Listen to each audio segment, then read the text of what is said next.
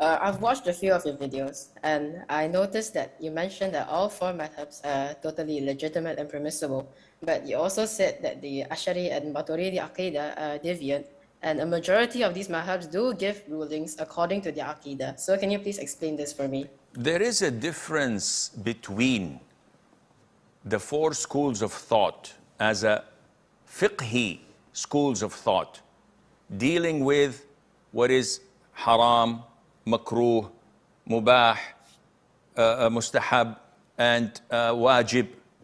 They deal with things that are related to fiqh issues, forms of worship, salat, ibadah, fasting, zakat, or transactions, or social affairs, marriage, divorce, iddah, prescribed punishment, judging, all the 9 yards.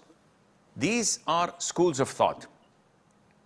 Now, it is totally separate from the issues related to aqidah, where a person can be Hanafi and Salafi at the same time. So he follows the school of thought of Abu Hanifa. So he puts his right over the left below his navel. He doesn't raise his hands when doing the ruku' or rising from the ruku'. He doesn't say Ameen loudly and the likes.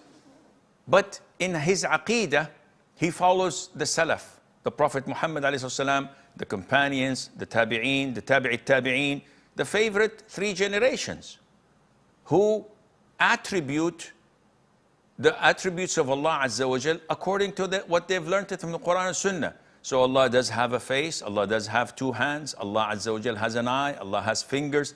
All the Quran, the Sunnah, and the Hadiths of the Prophet ﷺ affirms that.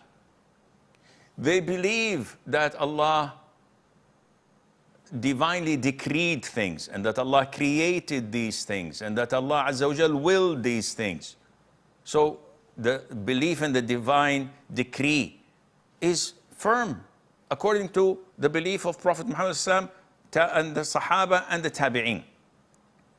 But nowadays, when we have Asharis, Maturidis, Mu'tazila, Khawarij, and all the likes, they can be in fiqh following one of the 4 schools of thought. They can be Hanbali, like us.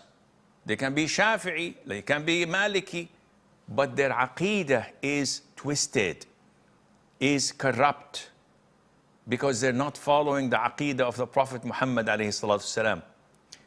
Actually, they're not following the aqidah of the 4 imams of the 4 schools of thought.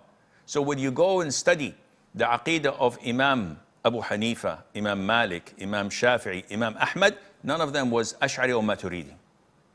And they would never even in their wildest dream say that, no, Imam Shafi'i was a Maturidi, or Imam Abu Hanifa was this and that. They would never ever say such a thing, because they know that there would be blatant liars.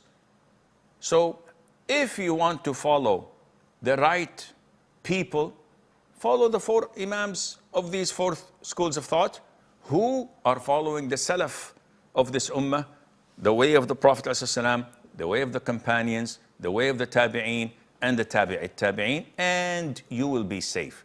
Don't be misguided by what Maulanas say that, oh, you have to do this. All of this is philosophy coming from the Greeks.